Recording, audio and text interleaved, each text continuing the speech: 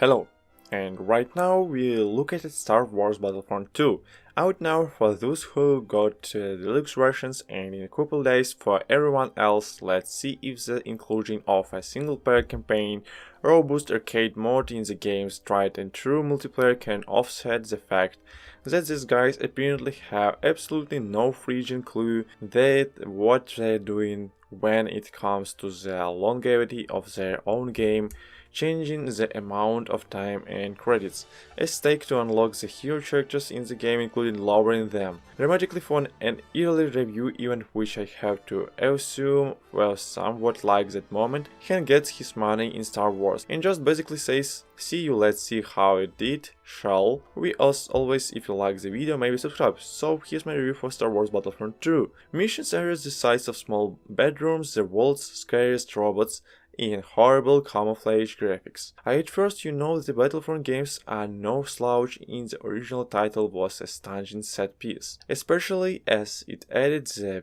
PBR lighting that really made everything pop, and for the most part the sequel picks up the with incredibly powerful lighting, engines throwing debris, particle smoke, and just overall mayhem at your face, while rarely missing a beat. Regardless if you are on the Xbox One, PS4, the Pro, or the Xbox X, or the PC, now Star Wars absolutely nails some of the canon, as well with Inferno squads, uniforms having both a alteration and this outright dark fantasy build to them that shows an attention to detail in Star Wars. And in the games this is actually a little bit rare. I love the droid on the back of the main character's particular stuff, and it does not matter if you're bullseye womp. Raids are chasing that one last X-wing around a rebellion cries ship is you're trying to make sure the pilot ends up is nothing more than a blue hologram shadow at someone's unreal wake, like whether it just looks particular smoke effects and sparks weak of engines as they bleed of fuel and location crumble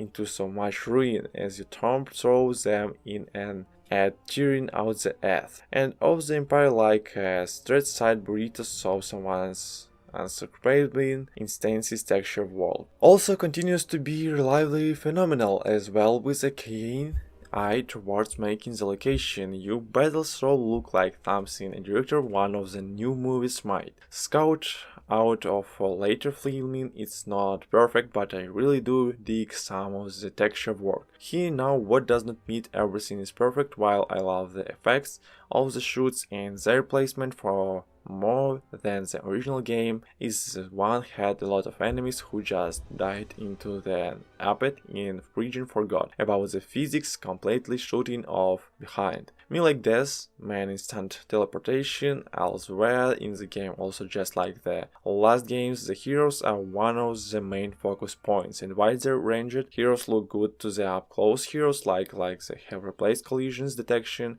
with collisions suggesting it has.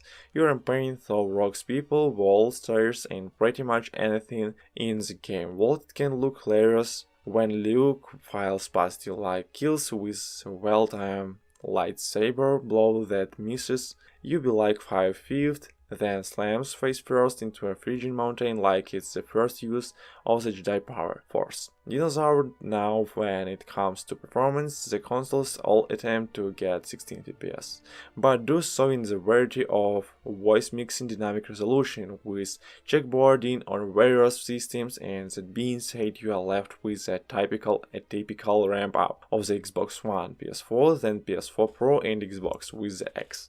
Not only outperforming the competition, but doing so handily while delivering an almost shoot-for-shoot comparison to PC versions with the settings. Oh, high-fat being said, all versions including PC do have some drops in FPS, and being able no brute force them on the PC is always a nice thing which one cannot do on the actual consoles, as those issues enough to detract from gameplay. You know, sometimes you will notice them, but overall I would say no altogether Star Wars Battlefront 2 tries to deliver across the board, and in some voice it absolutely does, but the variable frame rate still rears its ugly head in the busy section, sound, music and voice live. And of course sound is up first, and it's a phenomenal listen. Really, you are gonna see game studios come close to the movie studios when it comes to sound, and much of that's due to the fact that the game is variable, and with the player interaction and adjustment you can have layering issues and all sorts of problems. So Wars Battlefront the game delivers from Wookiee screams, explosion, rigid, tank metal death, breezes around a level hyperspace, speed, it just works incredibly well. And due to the way the game has both campaign and multiplayer and how it plays out, you can easily hear weapons you would have only had a couple. So this is video coming to end, and I want to subscribe to my channel, please.